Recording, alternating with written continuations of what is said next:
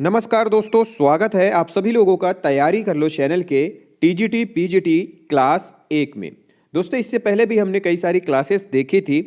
तो ये जो क्लास है हमारी क्लास 1 हिंदी साहित्य का इतिहास, ये सिलेबस के हिसाब से हमारी पहली क्लास है। तो जो टीजीटी पीजीटी का सिलेबस है उस पर हम आधारित ये पहली क्लास लेकर आए हैं। इसी तरह से जितना भी सिलेबस में टॉपिक दिया हुआ है उन सभी पर हम क्लास लाने वाले हैं और उनके क्वेश्चन आंसर भी करने वाले हैं। तो दोस्तों, अभी तक अगर आपने चैनल को सब्सक्राइब नहीं किया है तो सबसे पहले चैनल को सब्सक्राइब कर लें, बेल आइकन प्रेस कर लें और तैयारी कर लो के साथ तैयारी करते रहें। तो चलिए दोस्तों, शुरुआत करते हैं हमारे सबसे पहली क्लास की। सबसे पहला टॉपिक है हमारा यहाँ हिंदी साहित्य के इतिहास लेखन की परंपरा पर प्रकाश डालिए। तो ये हमारा टॉपिक है। इस पर हमें बात करनी है कि हिंदी साहित्य के इतिहास लेखन की परंपरा पर प्रकाश डालिए। तो यहाँ पे थोड़ा सा टॉपिक दिया हुआ है, हिंदी साहित्य के इतिहास लेखन की परंपरा का सूत्रपात किसने किया था? गारसा दा तासी ने किया था, जिन्होंने इन्होंने एक फ्रेंच भाषा में एक ग्रंथ लिखा था जिसका नाम था इस्तवार ला लेत्रोई एंदोई ए हिंदुस्तानी। इस ग्रंथ को किसमें लिखा गया था? फ्रेंच भाषा में। और किसने लिखा था? गारसा दा तासी ने। और इसी ग्रंथ के साथ गारसा दा तासी ने हिंदी साहित्य के इतिहास लेखन परंपरा का शुभारंभ स्टार्ट किया था। इसमें हिंदी और उर्दू के अनेक कवियों का विवरण वर्ण क्रमानुसार दिया हुआ है। तो प्रश्न पूछता है कि कौन से ग्रंथ में वर्ण क्रमानुसार कवियों का विवरण दिया हुआ है? तो वो है गारसा दा तासी के इस्तवार दा ला लेत्रेतुई एंदोई ए हिंदुस्तानी में। इसका प्रथम भाग 1839 जो इस्तवार दा ला लेत्रेतुई एंदोई हिंदुस्तानी है उसका प्रथम भाग 1839 और दूसरा जो भाग था वह 1847 में प्रकाशित हुआ था। वहीं संवत 1888 में एशियाटिक सोसाइटी ऑफ बंगाल की पत्रिका के विशेषांग के रूप में जॉर्ज ग्रियर्सन के द्वारा रचित the modern vernacular literature of Hindustan गारसा दा तासी का जॉर्ज ग्रियर्सन द्वारा रचित ग्रंथ है का प्रकाशन हुआ। कब हुआ? संवत 1888 में Asiatic society of Bengal.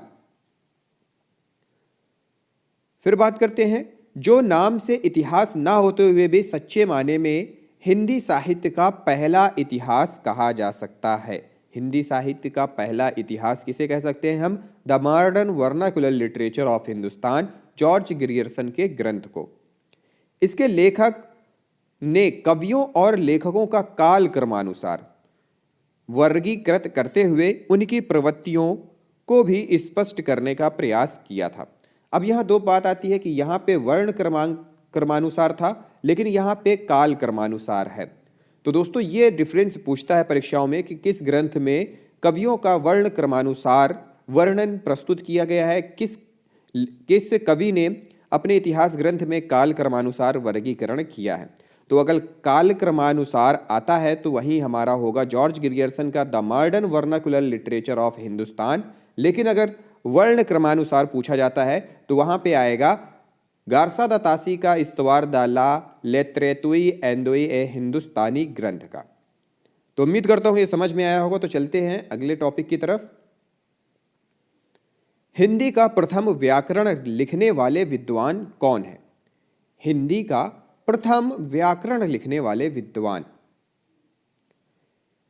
Hindi का प्रथम व्याकरण लिखने वाले विद्वान है जोहान्स जोशुआ केटलर, जो डच थे और ईस्ट इंडिया कंपनी के राजदूत बनकर भारत आए थे।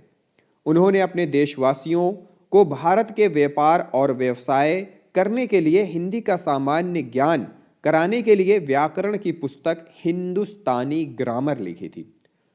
तो पहला ग्रामर जो ग्रंथ था वो किसने लिखा था? जोहान्स जोशुआ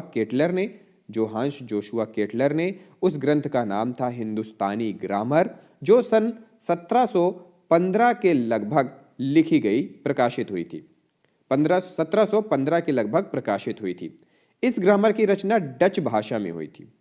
ग्रियर्सन ने अपने ग्रंथ लिंग्विस्टिक सर्वे ऑफ इंडिया में इस पुस्तक का तथा इसके लेखक का संक्षिप्त परिचय दिया है।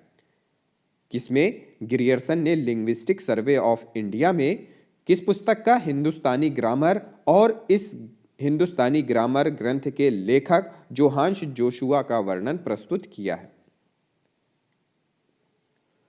1943 में पंडित किशोरीदास वाजपेयी का ब्रज भाषा व्याकरण प्रकाशित हुआ।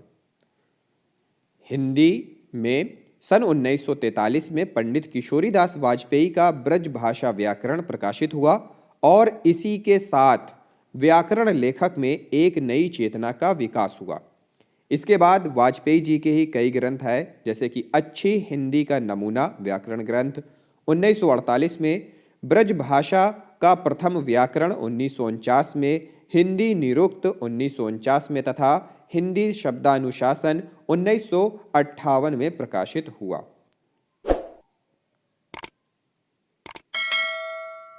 हिंदी साहित्य के इतिहास का व्यवस्थित रूप। हिंदी साहित्य के इतिहास का व्यवस्थित रूप देने का श्रेय किसको जाता है? सर्वमान्य मत है आचार्य रामचंद्र शुक्ल को।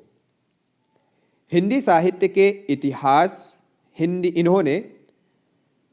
आचार्य रामचंद्र शुक्ल ने हिंदी साहित्य का इतिहास नामक ग्रंथ लिखा कब? 1929 में, जो मूलतः नागरी प्रचारणी सभा द्वारा प्रकाशित हिंदी शब्द सागर की भूमिका के रूप में लिखा गया था तथा जिसे आगे परिवर्तित करके एवं विस्तृत करके स्वतंत्र पुस्तक का रूप दे दिया गया था। अगर प्रश्न पूछता है कि हिंदी साहित्य के इतिहास को व्यवस्थित रूप देने का श्रेय किसको जाता है, तो यहां पे आएगा आचार्य रामचंद्र शुक्ल को। शिव सिंह सरोज। शिव सिंह सरोज का रचना काल है 1883 ईस्वी। शिव सिंह सेंगर ने शिव सिंह सरोज की रचना नाम से हिंदी भाषा का इतिहास ग्रंथ रचा था। शिव सिंह सेंगर रचनाकार हैं शिव सिंह सरोज के। उन्होंने 1883 ईस्वी में शिव सिंह सरोज नाम से हिंदी भाषा का इतिहास ग्रंथ लिखा। इसमें 83 लगभग 1830 यहाँ पे आता है, यहाँ पे मैंने सिर्फ 83 लिखा हुआ है, तो 830 कहीं कहीं आता है और कहीं कहीं आता है 1000 कवियों का परिचय इन्होंने दिया था। 1000 कवियों का जीवन चरित्र तथा उनकी कविताओं के उदाहरण इन्होंने शिव सिंह सरोज में दिए थे। कहीं कहीं आता है 830 कवियों का और कहीं कहीं आता है 1000 कवियों का परिचय इन्होंने दिया। आंग्ल भाषा में लिखा गया हिंदी साहित्य का इतिहास, आंग्ल भाषा में, ठीक है, ये चीजें ध्यान रखना कि किस भाषा में पूछ रहा है। आंग्ल भाषा में लिखा गया हिंदी साहित्य का इतिहास, आंग्ल भाषा में लिखा गया हिंदी साहित्य का इतिहास स्केच ऑफ हिंदी लिटरेचर। कौन सा है? स्केच ऑफ हिंदी लिटरेचर, जिसके लेखक है पादरी एडिसन ग्रीव्स।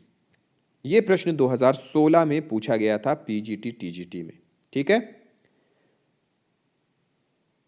ग्रियर्सन कृत the modern vernacular literature of Hindustan का अनुवाद किसने किया, कैसे किया, क्यों किया? तो चलिए देख लेते हैं। ग्रियर्सन द्वारा रचित the modern vernacular literature of Hindustan का हिंदी अनुवाद डॉक्टर किशोरी लाल गुप्त ने हिंदी साहित्य का प्रथम इतिहास के नाम से किया। हिंदी साहित्य का प्रथम इतिहास के नाम से डॉक्टर किशोरी लाल गुप्त ने the modern vernacular literature of Hindustan का अनुवाद किया।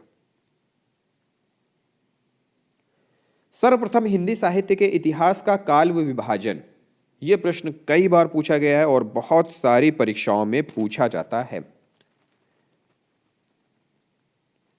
हिंदी साहित्य का इतिहास, हिंदी साहित्य के इतिहास का सर्वप्रथम काल विभाजन का प्रयास जिसने किया वो जॉर्ज ग्रियर्सन ने किया है।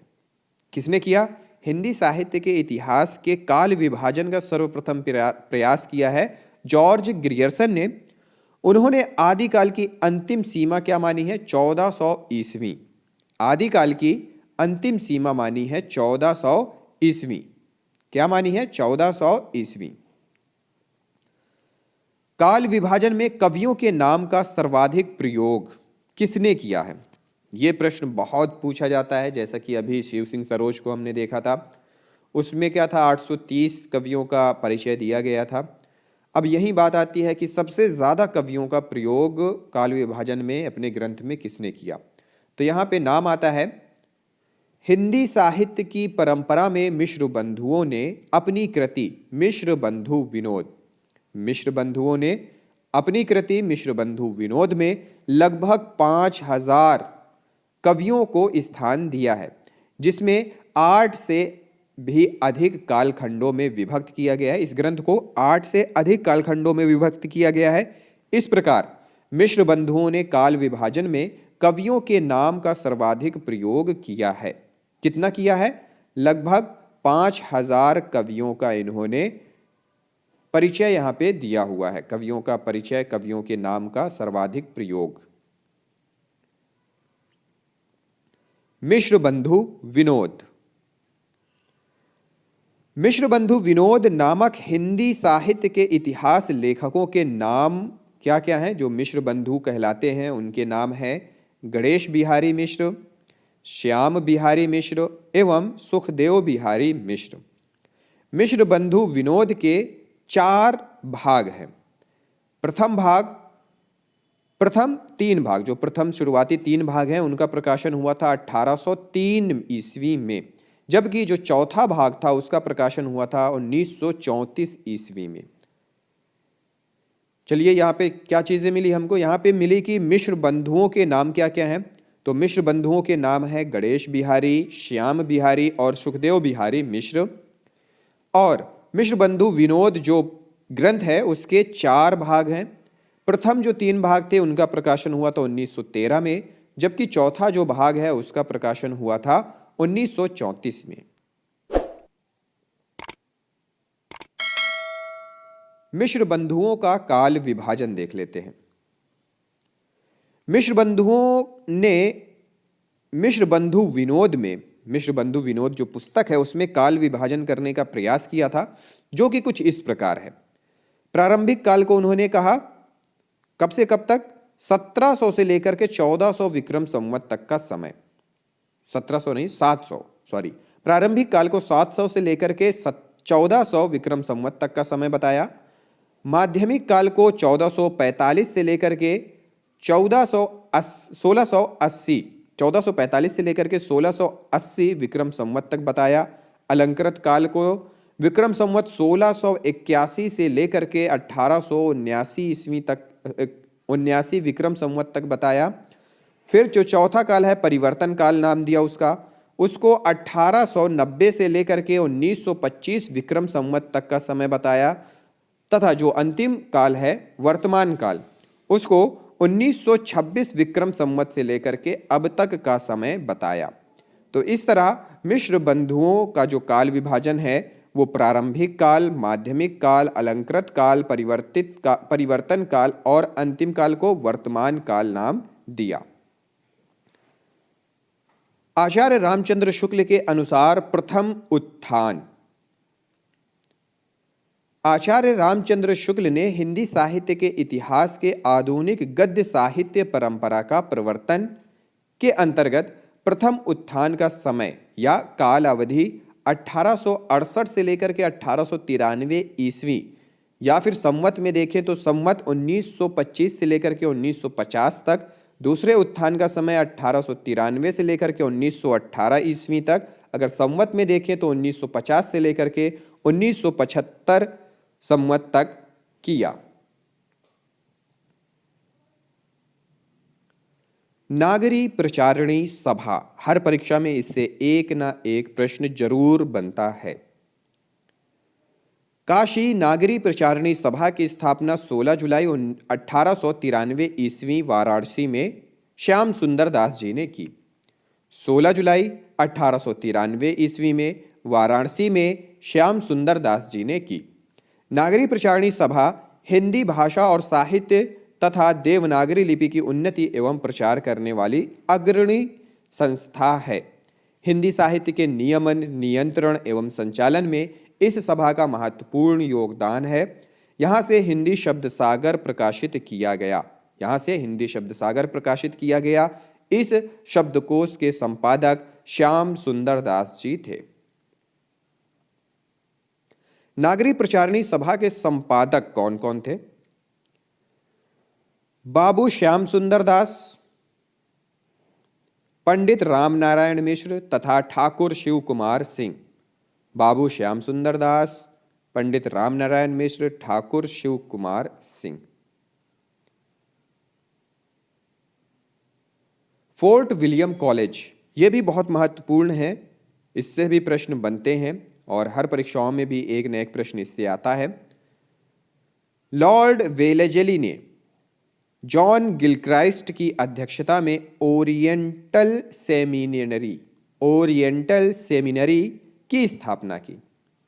लॉर्ड वेलेजली ने जॉन गिलक्राइस्ट की अध्यक्षता में ओरिएंटल सेमिनरी की स्थापना की। बाद में यही संस्था फोर्ट विलियम कॉलेज के रूप में परिवर्तित हुई। तो फोर्ट विलियम कॉलेज का जो पुराना नाम है वो है ओरिएंटल सेमिनरी, बाद में इसे फोर्ट विलियम कॉलेज के रूप में परिवर्तित कर दिया गया था। फोर्ट विलियम कॉलेज की जो स्थापना हुई थी वो टीपू सुल्तान पर ब्रिटेन की निर्णायक जीत के कारण हुई थी, खुशी मनाने के लिए, एक स्मृति के तौर पर की गई थी। कब की गई थी? 10 जुलाई 1800 को मार्कस ऑफ वेलेजली ने की थी। किसने की थी फोर्ट विलियम कॉलेज की स्थापना? मार्कस ऑफ वेलेजली ने 10 जुलाई 1800 को। उन्हीं का नाम लॉर्ड वेलेजली है, ठीक है। और गिलक्राइस्ट उसके हिंदुस्तानी विभाग के अध्यक्ष नियुक्त किए गए थे। गिलक्राइस्ट जो हैं वो उसके हिंदुस्तानी विभाग के अध्यक्ष नियुक्त किए गए थे। और उन्होंने, जो गिलक्राइस्ट थे, उन्होंने हिंदी शिक्षण के लिए 2 भाषा पंडितों, लल्लू लाल जी और दूसरे सदल मिश्र की नियुक्ति की। फोर्ट विलियम कॉलेज में जॉन गिलक्राइस्ट हिंदी उर्दू के अध्यापक थे। फोर्ट विलियम कॉलेज की स्थापना कोलकाता में की गई थी। तो यहाँ समझने वाली बात यह है दोस्तों कि फोर्ट विलियम कॉलेज का जो पुराना नाम था वो था ओरिएंटल सेमिनरी, और उसको आगे परिवर्तित करके फोर्ट विलियम कॉलेज के रूप में नाम दे दिया गया।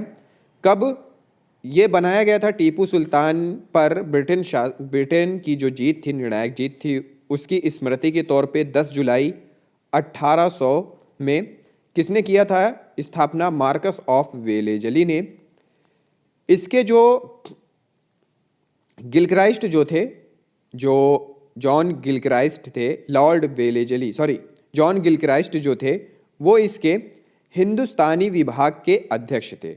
गिलक्राइस्ट जो थे वो हिंदुस्तानी विभाग के अध्यक्ष थे, और इन्होंने ही, गिलक्राइस्ट ने ही, हिंदी के शिक्षण के लिए 2 भाषा पंडितों, एक लल्लू लाल जी और दूसरे सदल मिश्र की नियुक्ति की।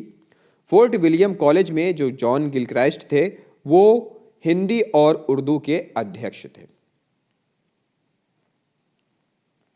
भाषा योग वशिष्ठ पुस्तक। भाषा योग वशिष्ठ के लेखक राम प्रसाद निरंजनी हैं। यह ग्रंथ संवत 1768 में लिखा गया था। इसे रामचंद्र शुक्ल ने खड़ी बोली में लिखा गया बहुत साफ सुथरा ग्रंथ बताया है। खड़ी बोली में लिखा गया बहुत साफ सुथरा ग्रंथ रामचंद्र शुक्ल ने किस ग्रंथ को बताया है? तो वो है भाषा योग वशिष्ठ। अब तक पाई गई पुस्तकों में भाषा योग वशिष्ठ सबसे पुरानी है, जिसमें गद्य अपने परिष्कृत रूप में मिलता है। इसे रामचंद्र शुक्ल ने खड़ी बोली का प्रथम ग्रंथ भी माना है। इसकी भाषा गुरुमुखी से मिली जुली लगती है। तो क्या हुआ यहाँ पे? भाषा योग वशिष्ठ जो पुस्तक है वो खड़ी बोली का, आचार्य रामचंद्र शुक्ल ने खड़ी बोली का प्रथम ग्रंथ उसे माना है। इसके रचनाकार हैं राम प्रसाद निरंजनी, और ये ग्रंथ कब लिखा गया था? संवत 1768 ईस्वी के लगभग लिखा गया था। और अभी तक जितनी भी पुस्तकें पाई गई हैं उसमें ये सबसे पुरानी है और परिष्कृत, गद्य के रूप में परिष्कृत रूप में है। इसकी जो भाषा है वो गुरुमुखी से मिली जुली लगती है। फिर है खड़ी बोली की पहली रचना, एक्चुअली का हो गया है खा की जगह खा। खड़ी बोली की पहली रचना के बारे में अगर बात करें, केंद्रीय हिंदी निदेशालय ने अपनी वेबसाइट पर हिंदी का उद्भव शीर्षक के अंतर्गत खड़ी बोली गद्य की पहली पुस्तक 1623 ईस्वी में जटमल कृत गोरा बादल की कथा का उल्लेख किया है। गोरा बादल की कथा को केंद्रीय हिंदी निदेशालय ने माना है कि ये हिंदी की खड़ी बोली हिंदी की पहली रचना है। लेकिन आगे बात करते हैं, केंद्रीय हिंदी निदेशालय के अनुसार आधुनिक प्रथम गद्यकारों में सदल मिश्र एवं लल्लू लाल दोनों शामिल हैं। यही दोनों फोर्ट विलियम कॉलेज कलकत्ता में एक साथ गए थे। वहां सदल मिश्र ने 1803 ईस्वी में नासिके तोपाख्यान की रचना की। वहीं 1805 में लल्लू लाल जी ने प्रेम सागर, जो कि श्रीमद् भागवत पुराण के 10वें स्कंद का खड़ी बोली में गद्य रूपांतरण है, का प्रकाशन किया। अतः आधुनिक गद्यकारों में नासिके तोपाख्यान खड़ी बोली की पहली रचना है। उत्तर प्रदेश माध्यमिक शिक्षा चयन बोर्ड ने पिछले वर्ष इस प्रश्न का उत्तर प्रेम सागर माना था, पर संशोधित उत्तर कुंजी में नासिके तोपाख्यान को सही माना है। तो अब बात समझ में नहीं आई होगी तो मैं समझाता हूं। जो केंद्रीय हिंदी निदेशालय है उसने गद्य की पहली पुस्तक, खड़ी बोली गद्य की पहली पुस्तक किसको माना है? जटमल कृत गोरा बादल की कथा को। 1623 ईस्वी में इसका समय था पुस्तक का। और आधुनिक गद्य मतलब आधुनिक गद्यकारों में अगर बात करें तो लल्लू लाल जी और सदल मिश्र का नाम आता है। वहीं सदल मिश्र ने 1803 ईस्वी में किसकी रचना की? नासिके तोपाख्यान की। 1805 में लल्लू लाल जी ने प्रेम सागर की। तो यहां पे ही डिफरेंस पता चल रहा है कि पहली रचना कौन सी है। तो पहली रचना अगर पूछी जाती है खड़ी बोली की पहली रचना, अगर वहां गोरा बादल, जटमल कृत गोरा बादल की कथा का नाम नहीं है और इनमें से लल्लू लाल जी और सदल मिश्र का नाम आता है या इनकी रचनाओं का नाम आता है, तो उसमें से सदल मिश्र की जो रचना है नासिके तोपाख्यान, वह पहली रचना होगी। खड़ी बोली में खड़ी बोली शब्द का प्रथम प्रयोग किसने किया? नरेंद्र कोहली ने अपनी पुस्तक व्यंग गाथा में लिखा है कि पंडित लल्लू लाल ने खड़ी बोली में गद्य का लेखन किया। फोर्ट विलियम कॉलेज में खड़ी बोली का नामकरण हुआ। खड़ी बोली के नामकरण का श्रेय गिलक्राइस्ट एवं सदल मिश्र को जाता है। 1803 ईस्वी में खड़ी बोली का प्रयोग भाषा के रूप में पहली बार हुआ था और किसने किया था? सदल मिश्र ने अपनी पुस्तक नासिके तोपाख्यान में। तो दोस्तों बात करते हैं, यहाँ पे दो चीजें आ रही हैं कि खड़ी बोली का सर्वप्रथम प्रयोग, जो नामकरण का श्रेय, खड़ी बोली के नामकरण का श्रेय जो जाता है वो जॉन गिलक्राइस्ट और सदल मिश्र को जाता है। किसको जाता है? जॉन गिलक्राइस्ट और सदल मिश्र को जाता है। सदल मिश्र ने खड़ी बोली की पहली पुस्तक रची थी नासिके तोपाख्यान 1803 ईस्वी में, तो इसलिए उन्होंने ही खड़ी बोली का सर्वप्रथम प्रयोग किया। तो दोस्तों ये थे हमारी जो पहला क्लास था, पहला सिलेबस का पहला टॉपिक था, पहला अध्याय ही समझ लेते हैं हिंदी साहित्य का इतिहास, वो यहाँ पे कंप्लीट होता है। अगली वीडियो में हम इसके क्वेश्चन आंसर्स लेकर आएंगे, तो बहुत सारे क्वेश्चन आंसर हैं, उनको भी आप देखिएगा। और जो हमारा अगला टॉपिक है तो वो है आदिकालीन साहित्य की प्रमुख प्रवृत्तियाँ। ये हम क्वेश्चन आंसर के बाद देखेंगे। और दोस्तों अगर हमारी आप ऑनलाइन क्लासेस ज्वाइन करना चाहते हैं या फिर आप व्हाट्सएप या फिर आप हमारी PDF लेना चाहते हैं तो हमारी पेड PDF है, तो वो आपको मिल जाएगी। आप इस कॉन्टैक्ट नंबर पे हमें कॉन्टैक्ट कर सकते हैं 7999022618 पे। और अगर कोई भी प्रॉब्लम हो रही हो तो वो भी हमें आप वीडियो में कमेंट करके या हमें व्हाट्सएप पर बता सकते हैं। कोई भी समस्या या कोई भी प्रॉब्लम हो तो आप हमें बताएं। प्रमोशन के तौर पे अगर कुछ करना चाहते हैं तो भी हमें आप प्रमोशन के लिए इस नंबर पे कांटेक्ट कर सकते हैं 7999022618 पे। तो दोस्तों मिलते हैं अगले वीडियो में अगले टॉपिक के साथ। इस वीडियो को देखने के लिए आप सभी लोगों का बहुत बहुत धन्यवाद।